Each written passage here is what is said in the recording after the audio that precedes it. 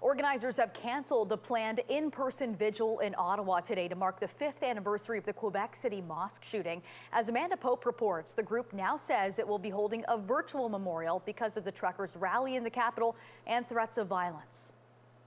5 years after a gunman killed 6 men inside a Quebec City mosque and injured 5 others, survivors of the attack and members of the community are gathering today to mark the tragedy and highlight ongoing discrimination faced by Muslims. Many of us are tired of going to the funerals.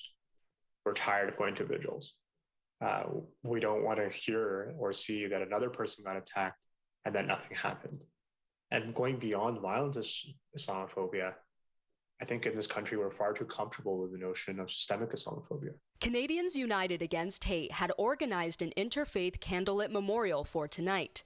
But due to the truckers' protest, the group now says it will be holding a virtual vigil because of potential dangers. This Ottawa event is one of several organized by community groups to mark the first National Day of Remembrance of the Quebec City mosque attack and action against Islamophobia. This kind of Islamophobic hatred has to stop.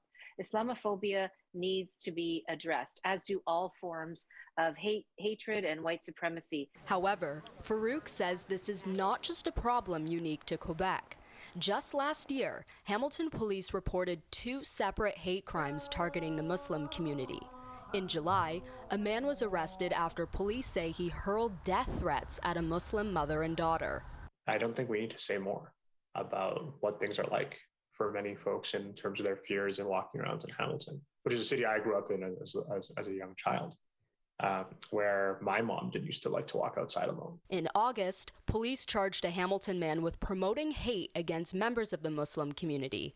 It came after 3 generations of a London family were struck and killed in what police called a hate-motivated, deliberate act. Just last year, we saw what happened in London, Ontario. And one of the things that the Muslim leadership said at that time is that as politicians, you know, we welcome their thoughts, we welcome their sympathies, we welcome that they come and mourn with us, but we need to start taking action. The National Council of Canadian Muslims is calling for the passage of the Our London Family Act. If introduced and passed, the legislation would address 6 key areas, including changing Ontario's education system to make sure young people learn more about Islamophobia. Amanda Pope, CHCH News.